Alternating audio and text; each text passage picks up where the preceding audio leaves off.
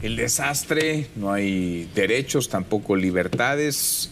9 de cada 10 sobreviven en la extrema pobreza en la isla de Cuba. Gabriel Díaz, querido Gabriel. ¿Cómo estás, Manuel? Muy buenas noches. Muy buenas noches, Sergio Vela. Querido Manuel, ¿cómo estás? Querido Gabriel. Muy buenas Sergio, ¿cómo noches. te va? No es nuevo el desastre, Gabriel, pero ahí están las imágenes contundentes. Esa última es demoledora, Cierto. Con el martillo. Dándole al pan, imagínate. Rompiendo un bolillo. Sí.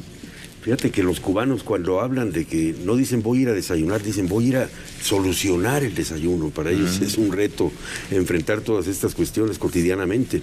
Pero este es el resultado de un proceso de largo plazo, ¿no? Y Cuba se está viendo peor que en el llamado periodo de especial, cuando cae la Unión Soviética, cae el muro de Berlín, ¿no? Que pues, habiendo sido un satélite de la Unión Soviética, queda desprotegida después de este evento. Y las cosas empezaron a reflejarse en su verdadera dimensión, ¿no? No hay alimentos, ¿no? Es decir, las cifras son apabullantes. Sí. El 90% en pobreza extrema, ¿no? Escasean los alimentos, los medicamentos, los servicios públicos prácticamente no existen.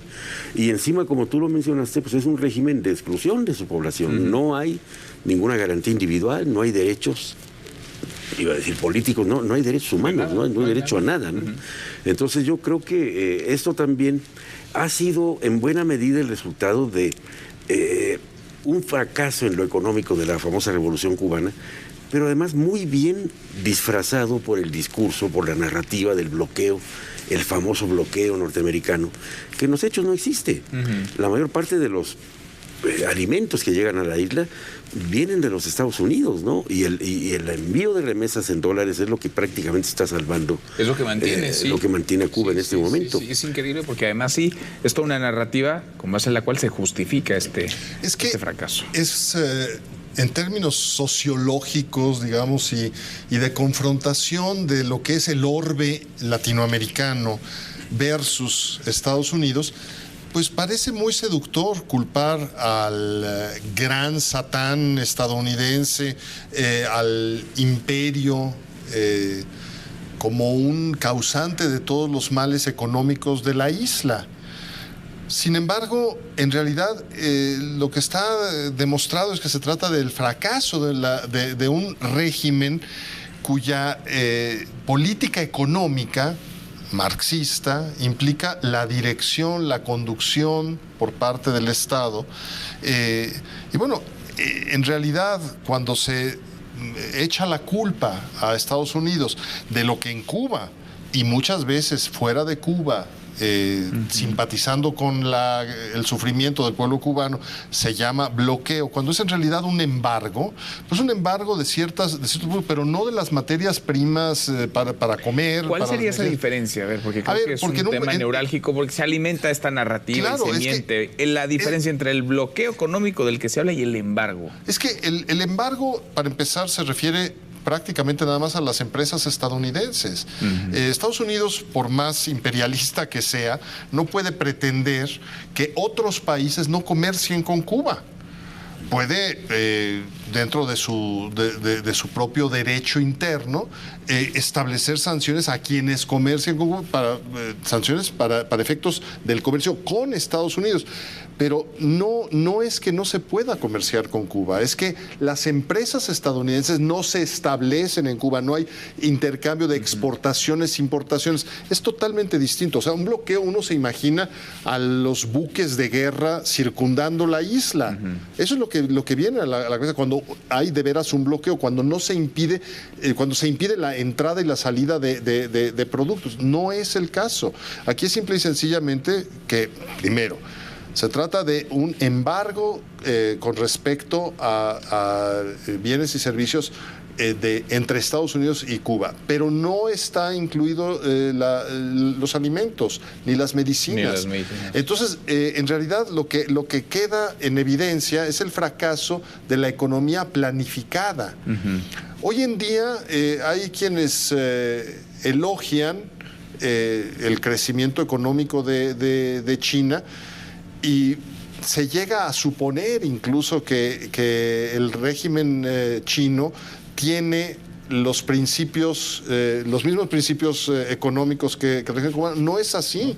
Es decir, en China hay un capitalismo o un libre mercado, pero dirigido por el Estado. Es decir, China vive una contradicción ideológica. Es decir, no es ni siquiera maoísta en su manejo económico, ni marxista-leninista. Nada. Lo único que conserva es el partido único, el régimen totalitario, en términos autoritario. políticos e ideológicos, ¿no? Pero Claro, lo económico, pero lo económico, entonces, muy lejos. Entonces no podemos comparar. China fue un fracaso económico hasta que liberalizó su economía. Liberalizó su economía, claro, sin liberalizar la política. Pero entonces empezó a crecer económicamente con un férreo control político. Pero cuando no hay una liberalización de la economía, pues ¿a qué se conduce? Primero, Cuba estaba subsidiada por la URSS. Cuando desaparece la Unión Soviética hace 30 y pico de años, pues resulta que muestra un fracaso. Y ahora, pues está esto agravadísimo. Si de veras, qué crisis humanitaria. Ahora, que hay quienes siguen, no pocos, defendiendo al régimen. Son cuestiones ideológicas. Y apoyando al régimen. Pero nadie se va a vivir ahí.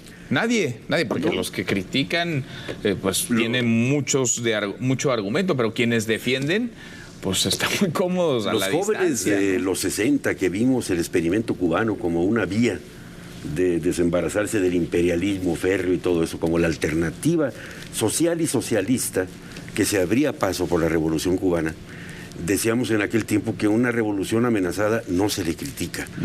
Y eso pues provocó lo que Monsiváis llamó después que la izquierda mexicana tuvo una actitud acrítica frente a la Revolución Cubana. Y eso explica el haber sido demasiado tolerantes, ¿no? Porque una cosa es que a una revolución no se le critique si está amenazada, y otra cosa es que eso ocurrió en el 58, 59. Entonces, ¿qué ha pasado en 65 años? Y como decía Sergio, Cuba no está bloqueada. Cuba comercia con un montón de países, ¿no? Hay inversionistas de España, de Canadá, de la mayor parte de Europa, ¿no? De hecho, lo poco que tú ves en La Habana que se ha reconstruido, lo han hecho esos países, ¿no? Particularmente España, ¿no?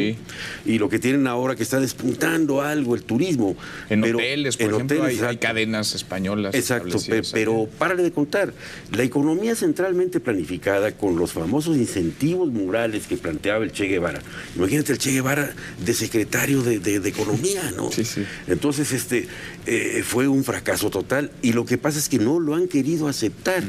Ni lo van a aceptar nunca. Ni lo van a aceptar. No lo van a aceptar, ni los que están allá al mando, porque además ellos sí son muy ricos, ni los que están a la distancia defendiendo un régimen indefendible. Bueno, a mí lo que me deja atónito es la tolerancia de la gente se está muriendo. La opresión que tiene este pueblo que hambriento. Claro, las protestas empiezan a ser más frecuentes. Es decir, antes hablar de protestas en Cuba era esporádico, no era una noticia que uno se enterara una y otra vez. Ahora, a pesar de los controles que haya dentro de un régimen autoritario como es el cubano, dictatorial como lo es, bueno, pues las cosas se empiezan a decir. Bueno, los propios vecinos espían. Sí, pero la gente está protestando, la gente tiene hambre, la gente tiene hartazgo también, porque hay cuestiones que son elementales, por Dios, medicinas, alimentos, resolver el desayuno, solucionar el desayuno. Es una cosa tremenda. Ahora, hay algo que debemos también tener presente en particular del caso cubano, no solamente la cuestión de la economía planificada, que ha sido un fracaso por doquier, no nada más en Cuba. Las economías, los estados no son buenos administradores, ¿no? Eso lo sabemos, y no propician mayor prosperidad. Pero independientemente de esto y que se pueden discutir matices y puede haber una cantidad de opiniones al respecto y también principios que uno defienda, hay que recordar que Cuba es una isla. Y las islas no son autosuficientes en materias primas nunca. No lo es la Gran Bretaña, el Reino Unido, la Gran Bretaña. Tan es así que el imperio colonial que significó el imperio británico, o sea, para abastecimiento de materias primas. Ni Japón, que es un archipiélago, ni Cuba. Las islas tienen escasez natural de recursos. Justamente el aislamiento es convertir algo en una isla, pero no hay islas completamente autárquicas, salvo, digamos, en una economía muy precaria, muy elemental. En un mundo intercomunicado es absolutamente imposible. Entonces, cuando hay toda esta idea de la defensa del régimen cubano versus el régimen estadounidense, pues yo creo que hay una confusión terrible de los conceptos que estamos discutiendo aquí. En realidad, Cuba no funciona desde hace muchísimo tiempo y quien lo paga es el pueblo cubano, que es terriblemente sufrido. Ahora, ¿cómo es posible que yo, francamente, cuando cayó el muro de Berlín, supuse que Cuba caería, el régimen cubano caería, y ahí sigue? Lo que quiere decir que los controles son férreos. Pues sí. Férreos. Y el cuento del bloqueo. Y el cuento del bloqueo. Pero ahí el mayor error, creo yo, Manuel, Gabriel, es de Estados Unidos. Sí. Si Estados Unidos levantara el embargo, sí, si aclarara las cosas, a ver, hagan lo que quieran. A ver, se acaba el pretexto. Vamos a contemplar qué hace Cuba con un embargo estadounidense levantado. Ya. Sí. Que además ha sido condenado como improcedente, como injerencista. En fin, por ahí puede haber muchas críticas, pero el embargo es un fracaso. El embargo data de 1962, 62 años de embargo, y el régimen se mantiene, pues quiere decir que no funcionó. No. Es mutatis mutandis, lo mismo con la guerra contra las drogas, ¿no? Que es de la administración de Nixon. Es decir, cuando se llevan más de 50 años luchando contra un mercado de consumo, quiere decir que algo no está funcionando bien. Sí. Mi posición al respecto, ya en otro momento lo podemos discutir, sería la legalización. Claro, puede haber muchas discusiones al respecto, pero no podemos desconocer que ha fracasado lo que se consideró iba a ser un remedio. Entonces, el embargo de Estados Unidos, que fue una reacción contra las nacionalizaciones de los años tempranos del régimen, evidentemente no ha surtido un efecto favorable. Al contrario, la gente piensa que es culpa de Estados Unidos que Cuba esté en tan mala condición. Y no produce nada. Fíjate, por ahí leí hace poco que está importando azúcar. Sí, me parece cuando casi lo inventaron ellos. Exacto. En la revolución, la zafra. Comienzo de los 60 y los 70, la famosa zafra de los 10 millones, que por cierto estuvieron a punto de conseguirla, pero no la consiguieron, pues era el principal producto de Cuba. Pero antes de la revolución, Cuba no era monoproductor. No. Cuba tenía un comercio con muchas naciones, y era un país próspero. Era el per cápita, uno de los per cápitas más altos del continente. Sí. Tenía un nivel educativo impresionante, tenía una infraestructura. Bueno, yo revisaba una estadística y estaba prácticamente a la par de España, por Así ejemplo. Así es. Cuando lo refieres. Y bueno, ahora el brinco, el salto con respecto a cualquier otro país. No, tú ves lo que estamos viendo en la pantalla, las imágenes de la ciudad.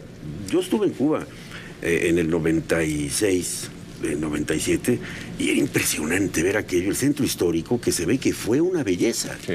Y yo decía que en cuanto recuperen esto, va a ser una cosa muy competitiva. Sí. Está, pero de veras muy deteriorado. Le pregunté yo al conductor del auto en el que íbamos, oiga, ¿qué era eso? Una construcción de ladrillo rojo tipo una vieja edificio de la Revolución Industrial.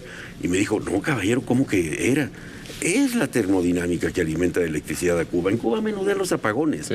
No hay seguridad en nada absolutamente. Y el gobierno sí, con los comités famosos de defensa de la revolución, listos para el chivatazo. El chivatazo es que un vecino te delate. Entonces hay un control férreo, pero está rompiendo la protesta porque ya está llegando al colmo, ¿no? Ha bajado la talla de los cubanos, ha bajado el nivel de desnutrición, está en auge. Entonces la gente no va a soportar esto y yo creo que en un momento va a desbordar. Ahora, y para donde se asume uno, a ver, cuando hay justas deportivas, por ejemplo, y lo vamos a ver seguramente. ¿Desde cuándo Cuba ya no es la estrella de los Panamericanos? Ya no es la estrella, además salen las delegaciones y regresan menos de los que se fueron, porque tratan de quedarse en algún otro país, de buscarse mejores condiciones de vida, los cubanos que van representando a su país, porque no quieren volver. Por ahí decían de broma que era un conjunto de cámara. Era una filarmónica cubana después de una gira por el mundo. Bueno, es que es evidente que los regímenes comunistas, los que han mantenido los principios de la conducción férrea de los asuntos económicos por la planificación estatal, apostaron a la educación, los deportes, las artes, como su carta de presentación. Entonces, bueno, mucha gente ha elogiado que las medicinas en Cuba, que el servicio de salud era bueno, que había la tasa de alfabetización era prácticamente cercana al 100%, y que destacaban en los deportes y que en las artes tenían muy buen nivel. Sin embargo, todo eso evidentemente subsidiado, hoy en día ni siquiera es así. No. Es decir, ya no, porque está bajando la talla de los cubanos, es terrible. O sea, ¿cuánto daño se puede hacer a una población para que generacionalmente disminuya la nutrición de todo un pueblo? Esa pues esa es la gran pregunta, Manuel. Porque ya es más de una generación, llega otra generación, los jóvenes ya no pensaría, simpatizan. Yo estuve en Cuba en 2012, 2013, las poblaciones más jóvenes ya no simpatizaban tanto, pero ahí siguen. Sí, ya no compran el discurso de la revolución los jóvenes hoy en Cuba. La revolución ya está muy lejana a las generaciones actuales. Y yo he sido acremente criticado. Me dicen, a ver, ¿tú por qué criticas a Cuba si en México también hay un montón de pobres? Le digo, a ver, lo que pasa es que en Cuba hay una actitud estatal que se niega a crecer, que niega las alternativas de desarrollo económico. Que niega los derechos humanos más elementales. Que vulnera los derechos humanos más elementales. La dignidad de los seres humanos, la libertad. La libertad, para empezar, ¿no? Entonces, yo creo que en cuanto... Porque Cuba es un país con mucho potencial, ya lo demostró en su pasado. Sí, claro. Ya lo demostró en su pasado. Y todo lo que en primer momento fue un auge de las letras, las artes, la revolución cubana, eso se ha ido apagando lentamente, pero de manera inexorable. Lo mismo, lo que mencionabas tú del deporte, ¿no? Entonces, los pocos éxitos, el sector salud, la investigación científica en salud, también se ha ido extinguiendo. O sea, todas las virtudes que le podíamos predicar al régimen cubano de la revolución están desapareciendo. Y ninguna es un aliciente para hacer despertar a la economía cubana. ¿Por qué? Pues porque están controlados. China es un socialismo de mercado que le llaman, ¿no? Deng Xiaoping, cuando le dijeron es que te estás volviendo capitalista, dice, a mí que me importa el color del gato si sabe cazar ratones, ¿no? Es lo que deberían decir en Cuba. Abrir el régimen, abrir a la propia población cubana. Pues sí, pero eso implicaría perder controles, ¿no? Y la naturaleza del poder es conservarse y acrecentarse. Sí, sí. Así es. Y heredarse en este caso. ¿No? Es un orden dinástico, heredando. Gabriel, gracias. Qué gusto. Manuel, muchas gracias, querido Sergio. Manuel, gracias.